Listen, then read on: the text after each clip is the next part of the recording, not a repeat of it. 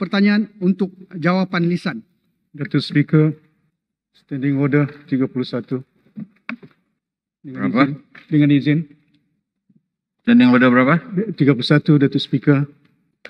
Dengan izin, saya sudah hantar surat kepada Datuk Yang Ketua daripada petang Isnin. Dan lepas itu, di mana permohonan semula meminta izin majlis membawa satu usul untuk membincang dan membahas mengenai keselamatan. Ya?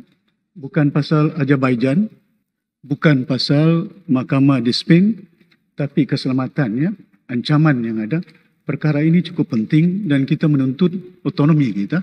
Dan perkara ini untuk memastikan supaya keselamatan. Kita tidak mau nanti berlaku, Datuk Speaker, mereka sudah ada duit, jangan nanti tunggu berlaku kejadian-kejadian di bumi Sabah. Keselamatan ini cukup penting walaupun dia dalam perlembagaan, artikel 140-137, bidang kuasa ini tertakluk kepada kerajaan persekutuan, tapi ini keselamatan. Saya telah hantar surat, Datuk Speaker, jadi saya minta supaya perkara ini boleh dibahaskan. Surat permohonan usul itu ialah untuk mengusulkan semula yang usul dibentangkan pada hari Isnin. Kan? Jadi menurut Peraturan Tetap 23E kurungan 2, mana-mana usul yang ditolak di bawah perenggan 1 tidak boleh dikemukakan dan tidak boleh dibacakan dalam majelis mesyuarat. Maka permohonan itu telah saya tolak. Dan saya sudah sampaikan kepada yang berhormat. Sebenarnya apa yang Datuk Speaker telah sebutkan dalam persidangan yang lalu, iaitu kena masa singkat. Ya, asasnya masa singkat 24 jam. Jadi dari semalam, daripada hari Rabu, hari Selasa, saya telah menunggu apa sebenarnya. Dia bukan pasal masa yang berhormat.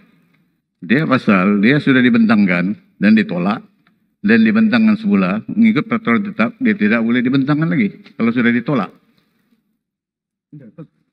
Ini bukan oleh kerana asas yang Datuk Speaker telah bagi, masanya tidak cukup 24 jam.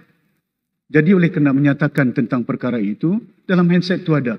Jam 11 Datuk Speaker nyatakan. Jadi saya tunggu daripada malam semalam, hari Selasa, hari Rabu dan hari ini hari Khamis. Pengakhir kita. Kalau boleh.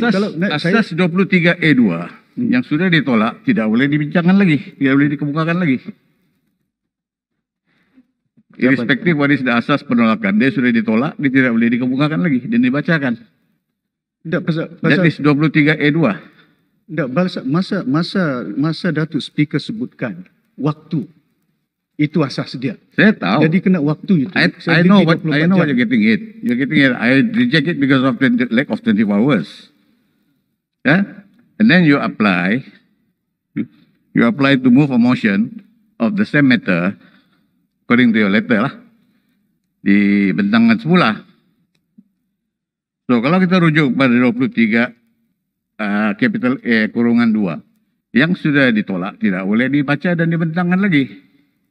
Irrespective what is the reason for penolakan. Datuk Speaker, isu ini cukup penting kepada wilayah Sabah, keselamatan nyawa manusia. Maka dengan itu, walaupun kemungkinan ditolak di peringkat awal atas asas waktu, atas asas kononnya kalau di Dewan Rakyat menyatakan ini berlaku di Spain. There's no subjudice. Kalau dari segi undang-undang dia, Mahkamah Spain lain, Mahkamah Paris lain, Mahkamah Malaysia lain. Tapi yang penting kepada kita ialah keselamatan.